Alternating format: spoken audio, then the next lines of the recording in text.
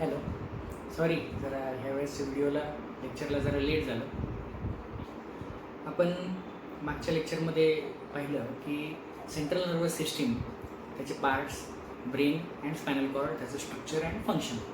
आता आपण पुढे कंटिन्यू करूयात. पेरिफेरल नर्वस सिस्टीम आहे आणि त्याच्यानंतर आपण बघणार आहोत autonomic nervous system. Peripheral nervous सिस्टीमचे दोन पार्ट्स पडतात. एक आहे क्रॅनियल नर्व्स, ज्या नर्व्स ब्रेनपासून उगम पावतात. ब्रेन, मेडुला, पॉन्स या स्ट्रक्चर्सपासून ज्या नर्व्स उगम पावतात, क्रॅनियममधून बाहेर पडतात, त्याला म्हणतात क्रॅनियल नर्व्स. आणि ज्या नर्व्स स्पायनल कॉर्डपासून बाहेर पडतात त्याला म्हणायचं स्पायनल नर्व्स. ओके, तर क्रॅनियल नर्व्स बघूयात. पहिले क्रॅनियल नर्व्स या शॉर्ट असतात, त्या ब्रेनमधून बाहेर पडतात. त्या जवळजवळच्या म्हणजे फेस, नेक, चेस्ट इथल्या ऑर्गन्सला इनर्वेट करतात किंवा सप्लाय देतात आणि त्यांच्याकडून ते कामं करून घेतात. क्रॅनियल नर्व्स ह्या 12 प्रकारच्या आहेत. नंबर 1 आहे ऑल्फॅक्टरी क्रॅनियल नर्व. ऑल्फॅक्टरी नर्व ही स्मेलची नर्व असते. ती नोजमधल्या स्मेल इपिथेलियम किंवा ऑल्फॅक्टरी इपिथेलियमला नर्व सप्लाय देते आणि तिथून ते सेन्सेशन घेऊन जाते. 2 नंबरची नर्व आहे ती आहे ऑप्टिक नर्व. ऑप्टिक नर्व ही डोळ्यांना सप्लाय देते. डोळ्याचे जे सेन्सेशन आहेत, व्हिजन आहे, ती सेन्सेशन्स ही ऑप्टिक नर्व घेऊन जाते. त्यानंतर आहे तिसरी ऑक्युलो मोटर. ऑक्युलो म्हणजे डोळाच, ऑक्युलो मोटर म्हणजे डोळ्याच्या मसल्सला सप्लाय करणारी नर्व, म्हणजे डोळ्याच्या ॲक्शनसाठी, म्हणजे त्याची मोटर ॲक्टिव्हिटी करण्यासाठीची नर्व ती आहे ऑक्युलो मोटर. 4 नंबर आहे ट्रॉक्लिअर नर्व, त्यालाच म्हणतात पॅथेटिक नर्व. ही जी ट्रॉक्लिअर नर्व आहे, ही ट्रॉक्लिअर नर्व आय मसल्सलाच सप्लाय देते. सो आय मसल्ससाठी आपल्याकडे आता 2 नर्व झाल्यात. एक आहे व्हिजनसाठी ऑप्टिक नर्व. आय मसल्स म्हणजेच आय मुवमेंटसाठी आपल्याकडे आहे ऑक्युलोमोटर नर्व आणि ट्रॉक्लिअर नर्व. त्याच्यानंतर 5 नंबर जे आहे ते आहे ट्रायजेमिनल नर्व. ट्रायजेमिनल, तर बघा, ट्राय म्हणजे 3, जेमिनाय म्हणजे न्यूक्लियस. 3 न्यूक्लियस किंवा 3 मोठ्या मोठ्या ब्रँचेस असलेली नर्व ही आहे ट्रायजेमिनल नर्व. ट्रायजेमिनल नर्वचा सप्लाय ही, दिस इज द MCQ आहे तुमच्यासाठी. Trigeminal nerve is the largest cranial nerve. Okay, trigeminal नर्वचा सप्लाय कसा असतो? त्याचा सप्लाय असा असतो, असा. म्हणजे कसा की ती नर्व इथून सुरू होते, ब्रेनमधून येते, इथून बाहेर पडते. इथून बाहेर आल्याच्यानंतर त्याच्या 3 ब्रँचेस पडतात.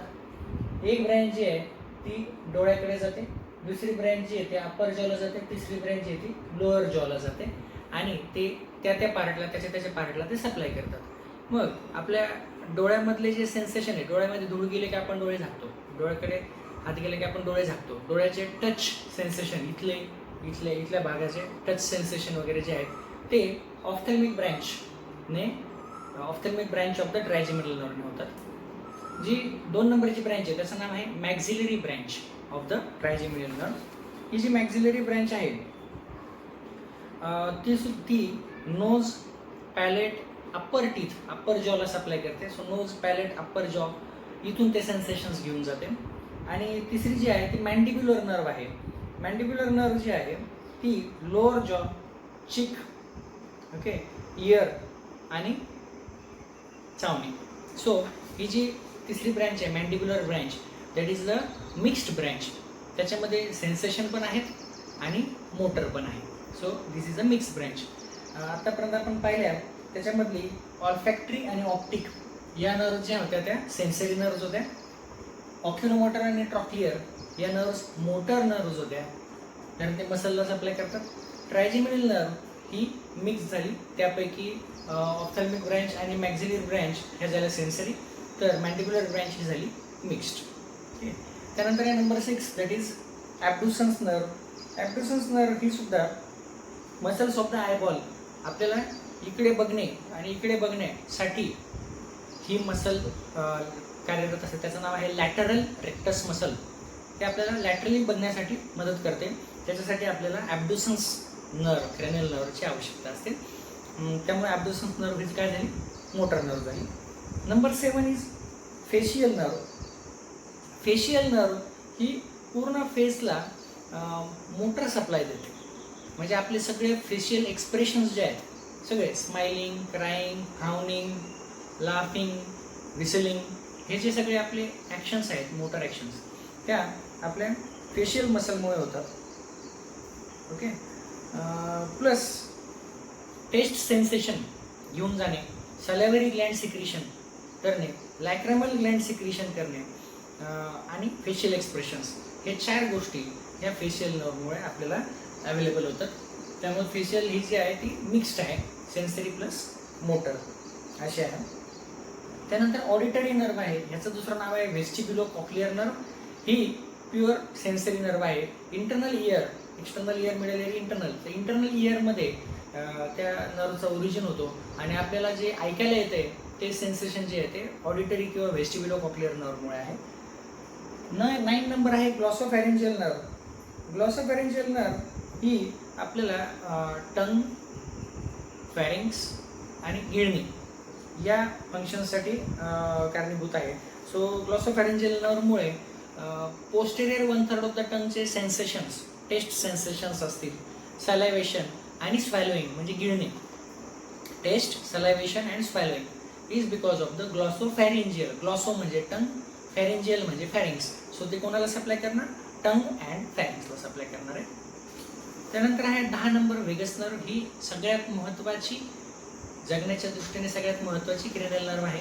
Vagus nerve number 10, it supplies many important organs. Okay. It controls the heart rate, respiratory rate, digestion etcetera etcetera. आणि व्हेगस नर्व जी आहे ती आपल्याला ऑटोनॉमिक नर्वस सिस्टीमशी कोऑर्डिनेट करते आणि आपले बरेचसे कार्य जे आहेत ते या व्हेगस नर्ववरती अवलंबून असतात.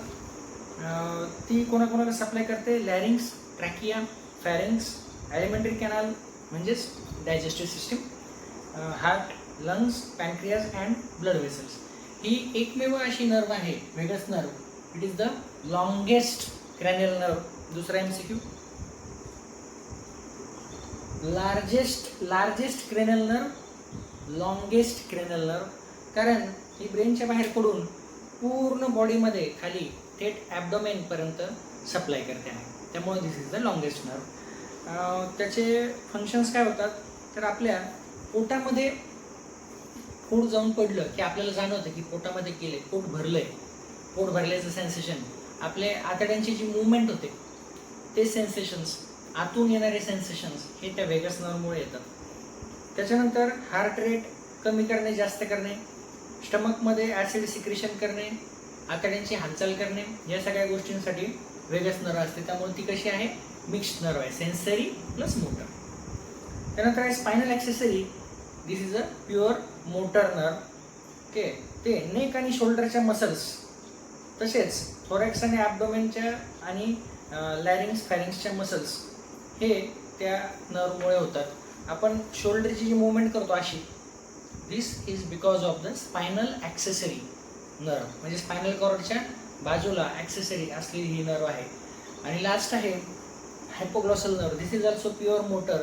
All the movements of the tongue are possible because of the hypoglossal nerve. हे झाले आपले क्रेनियल नर्व्स. त्यांच्या सोबतीला आहेत आपल्याकडे या स्पायनल नर्व्स.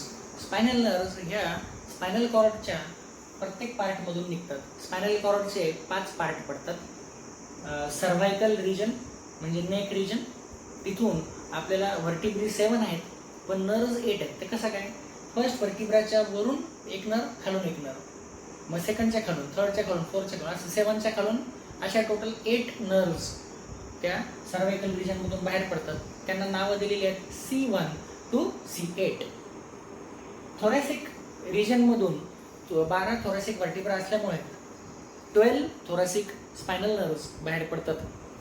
आता ह्याच्यात ह्या पेयर्स आहेत बरं का, ह्या पण पेयर्स आहेत. पेयर म्हणजे डबल, पेयर्स पेयर्स पेयर्स, आणि ह्या सुद्धा पेयर्स आहेत. ओके, तर मग ह्या सगळ्या पेयर्स बाहेर पडतात. लंबर रिजन 5 वर्टिब्रे असतात, म्हणून लंबर रिजन मधून L1 to L5 pairs of the spinal, म्हणजे right leg left leg. Sacral region मध्ये सुद्धा 5 S1 to S5 आणि कॉक्सिजियल रिजन मध्ये 1 कॉक्सिक्स 1. ओके, सो सर्वायकल ह्या नर्व जे आहेत त्या नेक रिजनला सप्लाय करतात, थोरॅसिक ह्या चेस्ट रिजनला सप्लाय करतात, लंबर या बॅक रिजनला सप्लाय करतात, आणि सॅक्रम या पेल्विस रिजनला सप्लाय करतात, आणि कॉसिक्स या कॉसिक्स म्हणजे जो खालचा पार्ट आहे बटक्सच्या तिथला त्या पार्टला ते सप्लाय करतात. ओके, आणि ह्या ज्या नर्व आहेत spinal nerves, all spinal nerves are mixed spinal nerves. MCQ,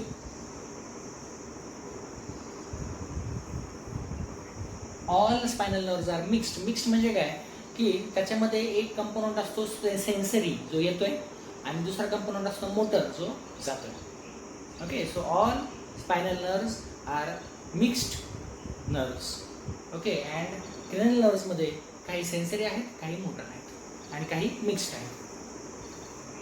याच्यामध्ये आणखी एक MCQ आहे बघा.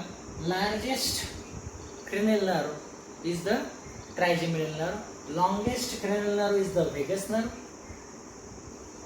shortest cranial nerve is the olfactory nerve. इथून निघते इथे जाते एवढीच, लेस दॅन 2 सेंटीमीटर्स. नाकाच्या वरून निघते आणि ब्रेनच्या खाली जाते.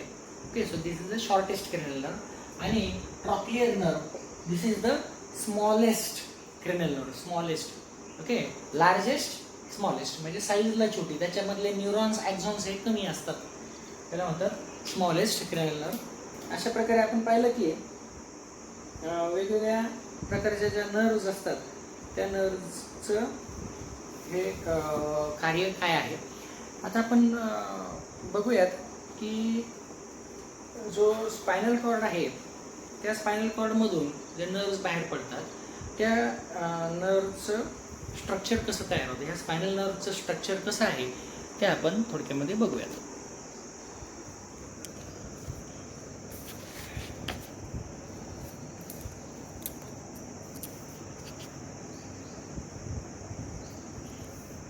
ओके, तर हे बघा, ह्या आहे एक नर्व जी कशा प्रकारे तयार झाली, फॉर्मेशन ऑफ स्पायनल नर्व ते दाखवलेलं आहे. या ठिकाणी तुम्हाला दिसतंय, ही डायग्राम आपण पाहिली होती की H ग्रे मॅटर, हा व्हाईट मॅटर, इथून डॉर्सल रूट आणि व्हेंट्रल रूट तयार झालेले आहेत आणि ते बाहेर पडतात. डॉर्सल रूट जाऊन तो पुढे जाऊन व्हेंट्रल रूटला जॉईन होतो बाहेर गेल्याच्या नंतर एका साईडने आणि दुसऱ्या साईडने सुद्धा. सो एकाच वेळी तिथे 2 नर्व्स या तयार झालेल्या आहेत, राईट पण आणि लेफ्ट पण. ओके, त्या ठिकाणी आपण बघू शकता की इथे डॉर्सल रूटला एक स्वेलिंग आहे, त्याला म्हटलेलं आहे डॉर्सल रूट गँग्लिऑन. आणि दोघांची मिळून जी नर्व तयार झालेली आहे त्याचं नाव आहे स्पायनल नर्व. या स्पायनल नर्वचे 3 पार्ट्स आहेत किंवा 3 ब्रँचेस आहेत. पहिली ब्रँच आहे ती आहे रॅमस डॉर्सॅलिस, म्हणजे डॉर्सल म्हणजे मागच्या बाजूला पाठीकडे जाणारी. ही जी रॅमस डॉर्सॅलिस असते ही सेन्सेशन्स घेऊन येते स्किनकडून. ओके, आणि इकडं आहे रॅमस व्हेंट्रॅलिस. रॅमस व्हेंट्रॅलिस जी आहे ती लार्ज असते आणि ती मसल्सला सप्लाय करते. आणि तिसरा आहे रॅमस कम्युनिकान्स, ही छोटीशी नर्व एवढीशी. ओके, हा जो पार्ट आहे ह्या नर्वचा त्याचं नाव आहे रॅमस कम्युनिकान्स. हा शॉर्टेस्ट पार्ट असतो. Okay, so smallest branch of the spinal nerve is ramus communicans. तो कशाशी कम्युनिकेट करतोय तर तो सिम्पॅथेटिक गँग्लिऑन नावाच्या गँग्लिऑन बरोबर कम्युनिकेट करतोय. ओके, सिम्पॅथेटिक गँग्लिऑन म्हणजे काय ते आपण पुढे बघणार आहोत. So these are the 2 parts, dorsal root and ventral root. They combine to form the spinal nerve. The spinal nerve has 3 branches: ramus dorsalis, ramus ventralis and ramus communicans, which communicates with the sympathetic ganglion. Okay, तर आपण बघूया की reflex action काय असते. Reflex action जसं describe केलेलं आहे, it is the sudden spontaneous automatic and involuntary, sudden spontaneous automatic and involuntary response to a particular stimulus. हा जो रिफ्लेक्स आहे, रिफ्लेक्स ॲक्शन म्हणजे काय की क्विक ॲक्शन असते. ही क्विक ॲक्शन जी आहे ती युजली स्पायनल कॉर्ड लेवलला मॅनेज केली जाते. एक्झाम्पल म्हणजे की क्रिकेट खेळताना विकेट किपरकडे किंवा कोणाकडे कॅच गेला की पटकन तो पकडण्यासाठी तो जे ॲक्शन घेतो विदाऊट थिंकिंग इमिजिएट ॲक्शन घेतो, that is known as reflex action. Okay, reflex action ही वेगवेगळ्या प्रकारची असते. त्याचे टाईप्स आपण बघूया शॉर्टमध्ये.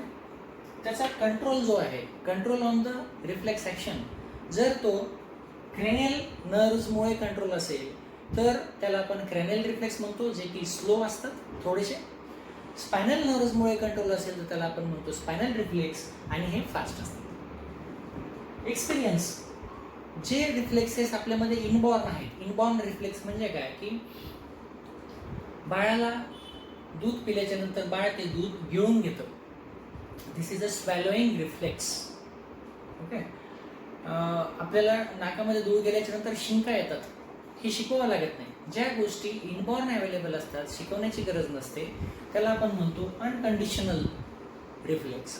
ज्या गोष्टीला ट्रेनिंग द्यावं लागतं, for example swimming, writing, cycling, त्याला आपण म्हणतो कंडिशनल रिफ्लेक्स. आणि तिसरं आहे नंबर ऑफ सायनॅप्सेस, ज्यामध्ये एकच सायनॅप्स इन्व्हॉल्व आहे. ओके, एक सेन्सरी नर्व, एक इंटरमिजिएट न्यूरॉन आणि एक मोटर न्यूरॉन, असे 3 न्यूरॉन इन्व्हॉल्व आहेत फक्त. एक सेन्सरी न्यूरॉन, एक इंटरमिजिएट म्हणजे मधला न्यूरॉन, आणि तिसरा मोटर न्यूरॉन. त्याला आपण म्हणतो की सिम्पल ऑर मोनोसायनॅप्टिक रिफ्लेक्स. आणि ज्या ठिकाणी कॉम्प्लेक्स आहे, वेगवेगळे इंटरनर्व्हस कनेक्शन्स आहेत, वेगवेगळे न्यूरॉन्स एकमेकाला अटॅच्ड आहेत, सेन्सरी मोटर सगळ्या प्रकारचे त्याच्यामध्ये रिस्पॉन्सेस आहेत, सगळ्या प्रकारच्या नर्व्स इन्व्हॉल्ड आहेत, त्याला आपण म्हणतो पॉलिसायनॅप्टिक रिफ्लेक्स. एक्झाम्पल आहे एखादी complex activity like swimming or cycling, ज्याच्यामध्ये आपल्याला ब्रेक दाबायचा आहे, हॉर्न वाजवायचा आहे, पेडल करायचं आहे, स्लो करायची आहे, फास्ट करायची आहे, इकडे तिकडे लक्ष. ह्याच्यामध्ये मल्टिपल इनपुट्स येतात आणि मल्टिपल आउटपुट्स येतात, त्याला आपण म्हणतो पॉलिसायनॅप्टिक रिफ्लेक्स. रिफ्लेक्सच्या बाबतीमध्ये एका सायंटिस्टने अभ्यास केला होता, त्यांचं नाव होतं पावलोवने काय केलं, त्यांनी हा जो कंडिशनल रिफ्लेक्स आहे, कंडिशनल रिफ्लेक्स, तो त्यांनी स्टडी केला. फेमस एक्सपेरिमेंट होता. त्यांनी त्यामध्ये काय केलं की त्यांच्याकडे एक कुत्रा होता, तर त्याला म्हणायचं ते पावलोव्स डॉग. ओके, तर त्यांनी ते काय केलं की त्या कुत्र्याला रोज एका पर्टिक्युलर टाईमला जेवण द्यायचे. त्यांनी काय केलं की त्या ज्या वेळेला जेवण देण्याची वेळ आहे, कुत्र्याला भूक लागलेली आहे, त्यावेळेस ते जेवण देण्याच्या आधी एक बेल किंवा घंटी वाजवायचे, आणि ती घंटी वाजवल्याच्या नंतर 5 मिनिटांनी त्या कुत्र्याला ते जेवण नेऊन द्यायचे. काही दिवसांनी कुत्र्याला म्हणजे आधी कसं होतं की आधी कुत्र्याला फूड पाहिल्याच्या नंतर सलायवेशन व्हायचं, आणि मग तो फूड पाहून सलायवेशन झाल्याच्या नंतर जेवण करायचं.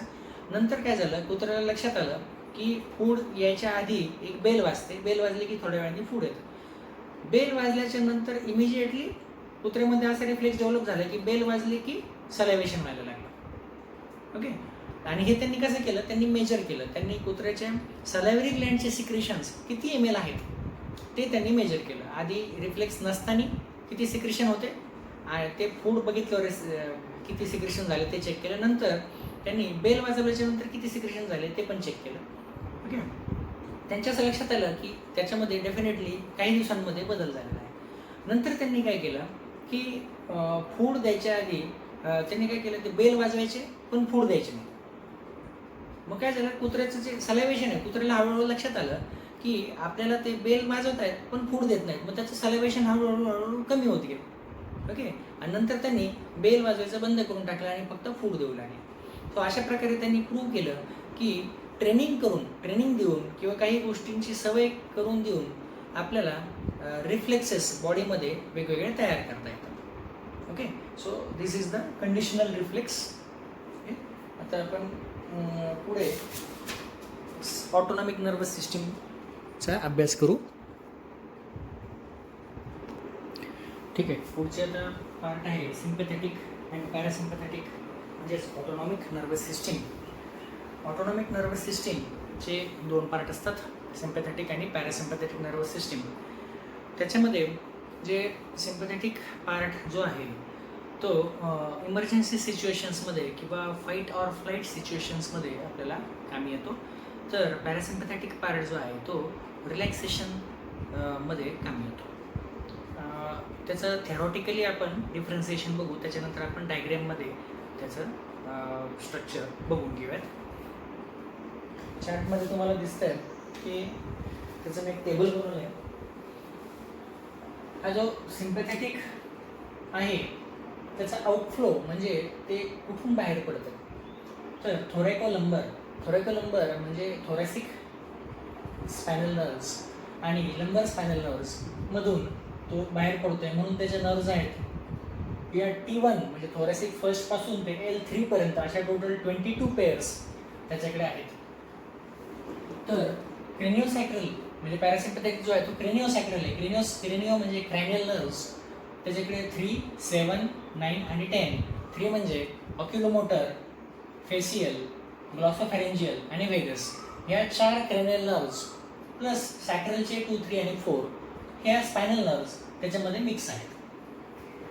गँग्लियॉन म्हणजे जो त्याचा आपण डायग्राममध्ये पाहिलं की फुगलेला पार्ट आहे, डॉर्सल रूट गँग्लियॉन.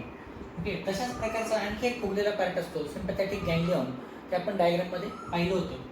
त्याचं लोकेशन जे आहे ते it is near the spinal cord म्हणजे स्पायनल कॉर्डला पॅरलल आहे. तर पॅरासिम्पॅथेटिकचे पॅरा म्हणजे दूर आहेत, नियर द इफेक्टर ऑर्गन ज्या ठिकाणी काम करायचं आहे त्या ठिकाणी पॅरासिम्पॅथेटिकचा गँग्लियॉन असतो. न्यूरोट्रान्समीटर सिम्पॅथेटिकमध्ये ॲड्रिनालिन यूज केलं जातं, तर पॅरासिम्पॅथेटिकमध्ये ॲसेटाइल कोलिन यूज केलं जातं. प्रीगँग्लियोनिक नर्व फायबर म्हणजे गँग्लियॉनच्या आधीचा नर्व किती लांबीचा आहे आणि नंतरचा नर्व किती लांबीचा आहे. तर सिम्पॅथेटिक हे स्पायनल कॉर्डच्या जवळ असल्यामुळे त्याचा प्रीगँग्लियोनिक नर्व फायबर शॉर्ट असतो, तर त्याच्या नंतरचा जो नर्व फायबर आहे पोस्ट गँग्लियोनिक तो त्याच्यामध्ये लॉंग असतो. पॅरासिम्पॅथेटिक सिस्टीमचे गँग्लियॉन हे ऑर्गन्सच्या जवळ आहेत म्हणजेच स्पायनल कॉर्डपासून लांब आहेत, त्यामुळे प्री गँग्लियोनिक नर्व फायबर त्यांच्यामध्ये लॉंग असतात, तर पोस्ट गँग्लियोनिक नर्व फायबर्स हे शॉर्ट असतात. त्याचे फंक्शन्स काय आहेत असं लक्षात घ्या. हे जे एवढे फंक्शन्स आहेत, ओके, हे सिम्पॅथेटिकचे जे आहेत ते इमर्जन्सी कंडिशन्समध्ये यूज केले जातील. फाईट ऑर फ्लाईट म्हणजे भांडावं की पळून जावं या सिच्युएशनमध्ये यूज केले जाईल. तर तुम्ही बघा की हार्ट रेट वाढलेला आहे, ब्लड प्रेशर वाढलेलं आहे, ब्लड वेसल जे आहेत त्या बारीक होतील, कॉन्स्ट्रिक्ट होतील, म्हणजेच ब्लड फ्लो जो आहे तो वाढेल कारण ब्लड प्रेशर वाढेल. प्युपिल्स डायलेट झालेले आहेत. का बरं प्युपिल्स डायलेट झाले म्हणजे कमी उजेडामध्ये किंवा अंधारामध्ये सुद्धा दिसायला मदत होते, पळून जाण्यासाठी मदत होते किंवा फाईट करण्यासाठी मदत होते. पेरिस्टल्सिस ज्या वेळेला इमर्जन्सी सिच्युएशन आहे त्यावेळेस 2 गोष्टी ह्या इमर्जन्सी नसतात. पहिली गोष्ट म्हणजे डायजेस्टिव्ह सिस्टीमची मूवमेंट आणि दुसरी गोष्ट युरिनरी ब्लॅडरची मूवमेंट. जर वाद चालू आहेत असं समजा की बाहुबलीची फायटिंग चालू आहे आणि बाहुबली जर बोलला की जरा 2 मिनटं थांबा माझ्या पोटात डायजेशन चालू आहे नंतर आपण भांडू, किंवा जरा 2 मिनटं थांबा मी जाऊन येतो, असं चालेल का? नाही. त्यामुळे सिम्पॅथेटिक सिस्टीममध्ये ह्या ज्या 2 सिस्टीम्स आहेत, peristalsis of the stomach and intestine and urinary bladder, ह्या 2 गोष्टी ज्या आहेत त्या रिलॅक्स केल्या जातात आणि त्यांच्याकडे जाणारा ब्लड फ्लो सुद्धा रिलॅक्स केला जातो, कमी केला जातो, कारण तो आपल्याला हार्ट आणि मसल्सकडे, लंग्सकडे वाढवायचा आहे. त्यामुळे ह्या 2 सिस्टीम्सला थोडंसं शांत केलं जातं. सिम्पॅथेटिक झालं तर पॅरासिम्पॅथेटिक कधी वापरली जाते? रिलॅक्सेशनमध्ये वापरली जाते. मग त्याच्यामध्ये heart rate decrease, blood pressure decrease, blood vessels dilate, pupils constricted म्हणजे आता झोपायची वेळ झालेली, आता जास्त उजेड नको आहे, त्याच्यानंतर डायजेशन इन्क्रीज होतं, तर युरिनरी ब्लॅडर कॉन्ट्रॅक्ट होते आणि मिक्च्युरेशन म्हणजे युरिन आउटपुट, मिक्च्युरेशन त्या ठिकाणी होऊ शकतं. आता आपण बघू की त्या सिस्टीम्सची रचना ही कशा प्रकारे आहे.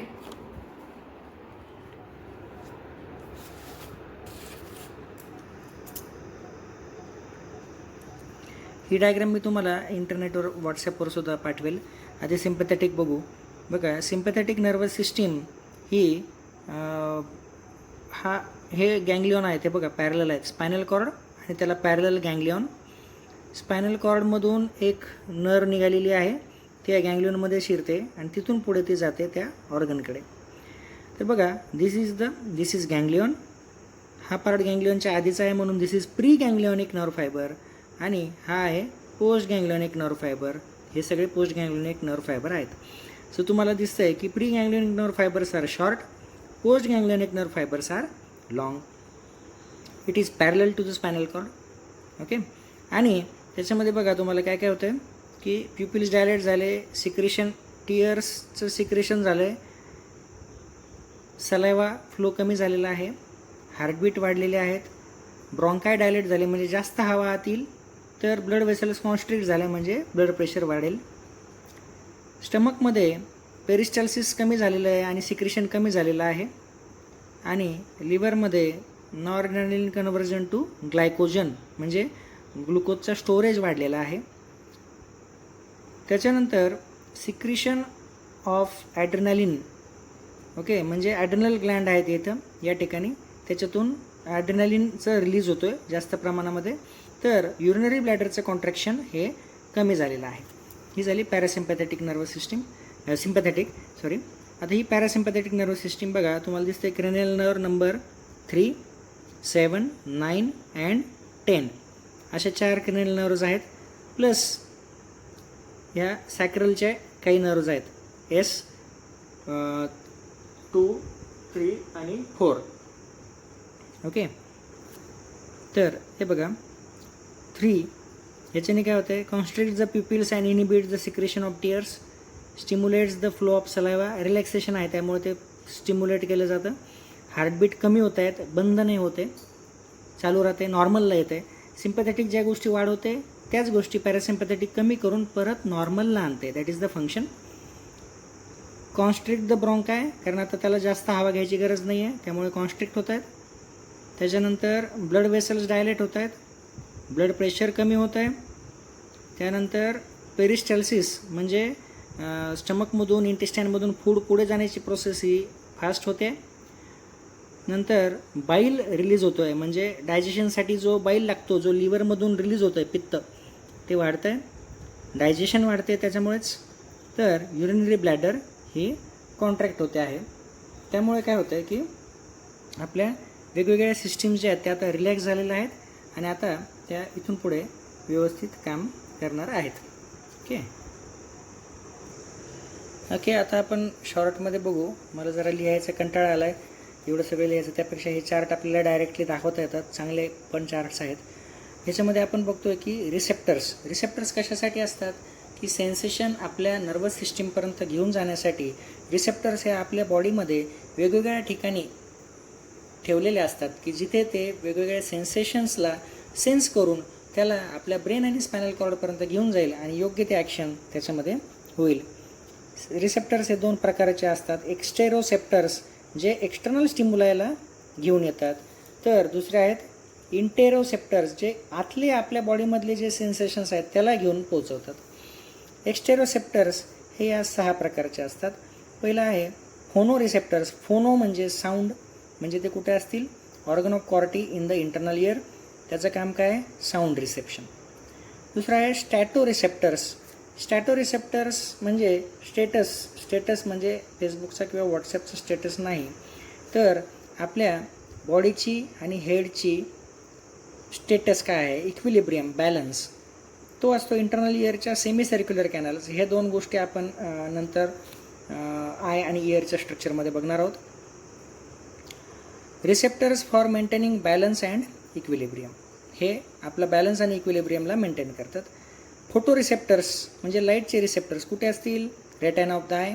Function receive sensory stimuli for vision. Thermo receptors म्हणजेच टेम्परेचरचे रिसेप्टर्स कुठे आहेत, स्किनमध्ये आहेत आणि ते काय करतात, receive sensory stimuli for heat, त्याला म्हणतात कॅलोरी रिसेप्टर्स, आणि कोल्ड त्याला म्हणतात फ्रिजिडो रिसेप्टर्स. फ्री एफ पाहिजे इथे, एफ. ओके. नंतर आहेत मेकॅनो रिसेप्टर्स जे परत स्किनवरती असतात आणि they are sensitive to mechanical stimuli like touch, pain, pressure and deep pressure. Okay, या सगळ्या गोष्टींसाठी ते आहेत. नंतर हे इंटरेस्टिंग आहे बघा, किमो रिसेप्टर्स, ज्या ठिकाणी ते केमिकल्सचा वापर केला जातो. गस्टॅटो रिसेप्टर हे आहेत taste buds of the tongue. आपल्या टंगवरती जे रिसेप्टर त्याला म्हणतात गस्टॅटो रिसेप्टर्स. आपण ब्रेनच्या डायग्राममध्ये पाहिलं होतं की टेस्टचा एरिया कुठे असतो, ते सेन्सरी एरियाच्या म्हणजेच पोस्ट सेंट्रल गायरसच्या लोअर साईडला तो असतो. They are sensitive to taste of sweet, salt, sour, bitter and umami. ही एक वेगळी टेस्ट आहे उमामी. याच्याबद्दल तुम्ही थोडंसं इंटरनेटवर सर्च करावं. आणि ऑलफॅक्टरी रिसेप्टर्स, ऑलफॅक्टरी म्हणजे स्मेलचे sensations. Olfactory epithelium of the nose, इथून ते sensitive to about 10,000 different smells.